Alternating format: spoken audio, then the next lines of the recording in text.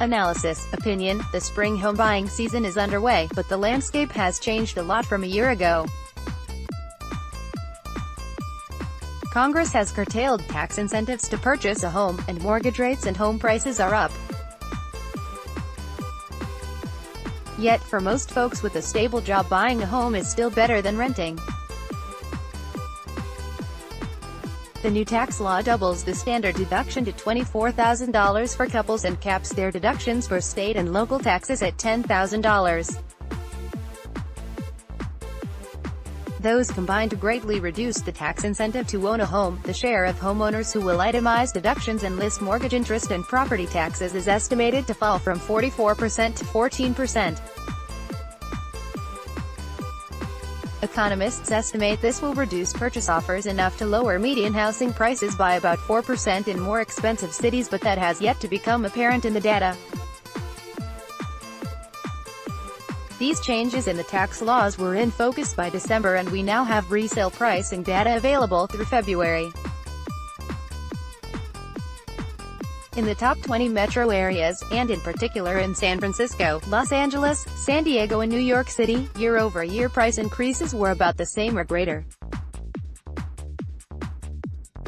Most home buyers have more disposable income to pay mortgages.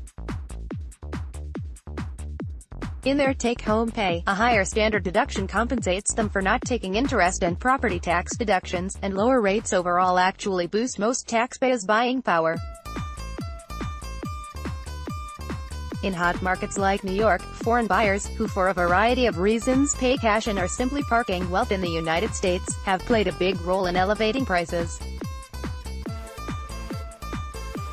U.S. personal income tax laws have few consequences for that behavior.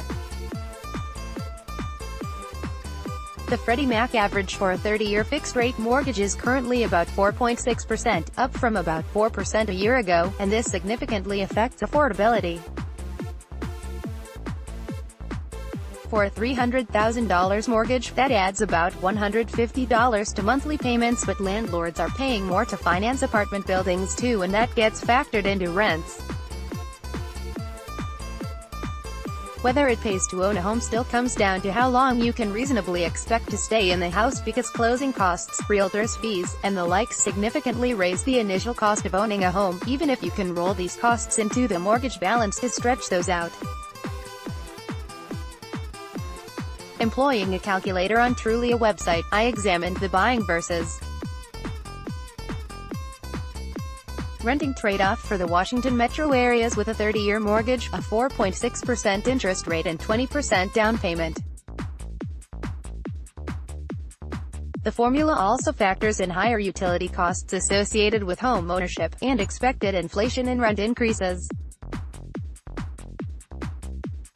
If the home is occupied for at least 4 or 5 years, owning beats renting even without the mortgage interest deductions. 5 years is not a terribly long planning horizon. With a strong job market, most folks can assess whether they will continue pursuing their career near the city where they are currently working, seek better career opportunities elsewhere, or look to move closer to families and other amenities. Generally, people are relocating less than in past decades. Families could instead invest their down payments in stocks, which at first glance appear to be the better bet. From 2000 to 2017, equities as measured by the S. Those figures don't consider that the cash flow savings homeowners realize over renters can be invested in an IRA or an ordinary stock account. And homeowners will have their full equity working for them, as opposed to just their down payments. That are really the most compelling financial reasons. When you rent for 10 or 20 years, you mostly have a nice pile of rent receipts to show for your hard-earned cash. Also, homeowners enjoy more flexibility. They can modify and add to their homes to fit the circumstances of their families and personal preferences, and stability. They don't have to fret about a landlord selling to a new owner who might want to repurpose the building. Owning a home in a good neighborhood, not necessarily a rich area but one that is stable and has good employers within commuting distance, has proven one of the most reliable ways for ordinary folks to save and invest. Peter Morici is an economist and business professor at the University of Maryland, and a national columnist. The Washington Times is switching its third-party commenting system from Discuss to Spot. You will need to either create an account with Spot.im, or if you wish to use your Discuss account, look under the conversation for the link. Have a Discuss account? Please read our comment policy before commenting.